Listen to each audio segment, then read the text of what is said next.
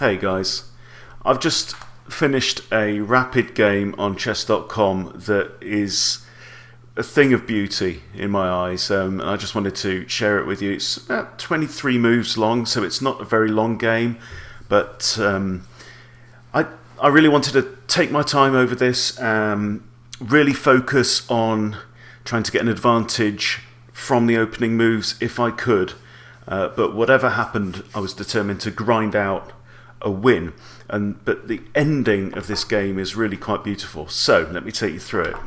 So we've got e4, e5, knight to f3, and then d6. So this is a Philidor, and I generally find that this is too slow, too careful a way to start. I think that you can play an instant d4 here, which is fine, but I'm tending to be, well, I'll just take a different line and go with the bishop, starting to pay attention to the weak f7 square, as so often. Black comes out and pins my knight. I decide to kick the bishop away. One of the things you'll see in this game is I do make quite a lot of pawn moves, which is unusual for me, because I like to keep particularly my pawns at the sides quite close and tight. Bishop retreats to h5, and I follow up with g4, kicking the bishop again back to g6. Now, so my opponent has already spent 3 moves moving his bishop around. So I've got 3 pawns out in the board and 2 minor pieces compared to his 2 pawns and 1 minor piece. So I push d3 with the idea of that will then open up my bishop, but also significantly protect this square g5 for my knight to come in and attack f7, which is a theme, as you will see. So knight comes out, d7, and I decide to push h4. So I'm not giving up. I'm making my opponent have to respond constantly. So the threat obviously is h5 coming, which would trap the bishop, so he's either going to have to push his f-pawn or his h-pawn. He pushes his h-pawn, and I continue with my threat, true to my word, of attacking the bishop and force it back into the corner on h7, where it's now looking at this chain of pawns also on light squares. So what future is this bishop going to have in the game? So now I bring my knight out to c3. General developing move, knight to f6 is played. This is actually attacking g4, so I need to do something about that. And true to the spirit of the game, I push it to g5, putting the question to black. Is he going to exchange pawns? What's he going to do? Okay, so he captures with his pawn, and I capture with my bishop. Now, after I played that move, how long did I spend on that? 33 seconds. I did notice that I could have recaptured with a knight. I knew I could have recaptured with a knight, and that would have come with a direct threat of either the knight or the bishop capturing f7. Either one would be very unpleasant for my opponent. But what I decided to do at the time was to capture with the bishop, which has 2 things. One is it pins this knight on f6, and another one is it gets a piece out of the way to allow my king to castle later on. So maybe it wasn't the most accurate move. Okay, bishop comes out to block the pin on the queen, and I decide to retreat my bishop now back to e3. So it's now looking into this corner. Potentially it might have some fun there later on. But it's protecting this potentially weak backwards pawn on f2, and in turn being protected by that pawn. So I'm just keeping things solid at this point in time. Maybe that's not really the spirit that I should have been looking at. I mean, one other move could have been, for example, to push h6 again, and really try and break open the king side, but that wasn't what I played. I played e3. Knight now comes round to attack my light square bishop. Now, I don't want to lose my light square bishop. I wanted to keep the bishop pair, unless there's a very good reason not to. So I bring my bishop back to b3. Again, a nice square. It's defended by these pawns, and also in turn defending both those pawns as well. So all my minor pieces are now out on the board. So are his, and it's time to think about castling, getting safe. But he pushes d5. Now, So I count 1, 2, 3 attackers against e5, but he's got 1, 2, 3 defenders. Okay, and that means that there is no point in me really initiating an exchange. Yes, I could take with one pawn and he'd take back, but that would then be attacking some of my pieces. Okay, so I noticed that with that move, e5 was left undefended, so I dive in and grab it. No reason why not to. And now c6 is pushed.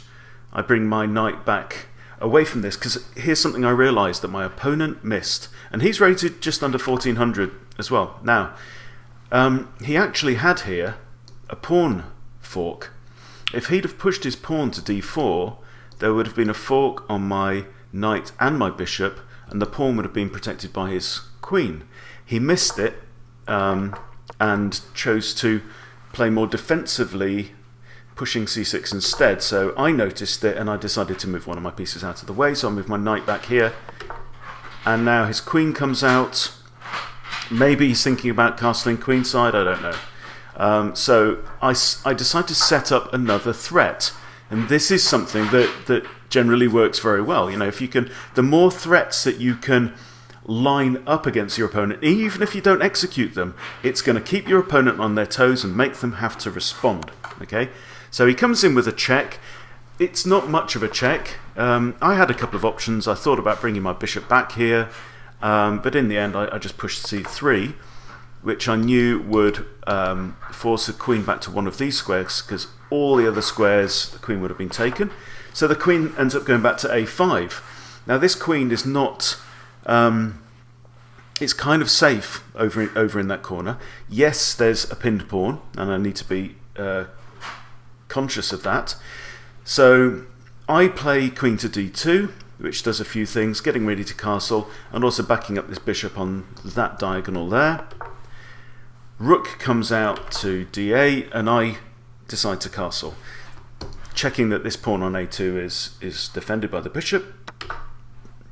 And now it all starts to happen. Black captures my pawn on e4. Now, obviously I can't recapture because that would open up the line to the queen, so this is black's plan. But now I unleash a series of kind of forcing moves. Okay, so this knight has been hanging around here for quite a while. I've always had this idea of maybe jumping in either with a knight or with a bishop, but now what I did was I spent I'd spent 50 seconds on my last move, but so what I decide is this is a free pawn anyway. Okay, so I dive in and grab the free pawn, again putting my opponent on his heels, again making my opponent have to respond. The bishop is still defending the a2 pawn. I really don't want to fall for a horrible kind of sucker's attack like that. But I know that there's nothing that can capture the bishop because the knight's defending it, the king can't capture it, so the king is going to have to be forced to move. Now it's time to calculate. Okay, so now on my next move I push my pawn up to h6, and this puts my opponent in a very difficult position, and he takes nearly 3 minutes over this move. So I figured out, and I'm also thinking while he's thinking as well. So my first thought is, obviously I'm threatening to take the pawn with check, bring his king out into the open. But if you work through this with me, if pawn takes here, and so the king can't go there or there. So this is great. I've got my bishop onto that nice square right in front of the king, and that means that this king has to stay on dark squares. Now, if I take there with a pawn and the king recaptures, I also then have this bishop. Remember, I lined up my queen behind that bishop. It's also protected by the rook. Bishop to there would be checkmate, because this bishop is covering all of the light squares, and then this bishop on here would be covering the dark squares, and the king has absolutely nowhere to go. Right? Now I have to think, is there a counter-attack? There could be, for example, rook takes d3, which is reinforced by a pawn. My queen could recapture, or knight could recapture, but even then, because you see, pawn takes g7 is a forcing move. It puts my opponent in check and actually leaves my opponent with only one legal response, which is to capture on g7, and that would lead to that. So I also thought what would happen if, for example, he pushes the pawn to g6, and then I figure I can just grab the pawn with my bishop, because if bishop recaptures, I've got knight takes bishop with a fork on the king and the rook, and that should be pretty devastating as well. I don't want to capture with the knight, because let's say bishop takes, and there's no threat. You know, I've run out of checks, I've run out of threats there. In the end, my opponent plumped for rook takes, attacking my queen, but it's too slow. It's too slow, and he's too late. I capture on g7, king captures, and then bishop to h6 is a lovely checkmate. And that's the kind of checkmates that I admire when I see better players playing them. So I'm just really, really pleased that I managed to get one of these really lovely middle game checkmates. And it's just very elegant, and I think a lovely finish. So there's some nice tactics in that game, I think. And in the end, a very, very satisfying win. So just wanted to share it with you guys. Hope it's been good for you. I'll see you next time.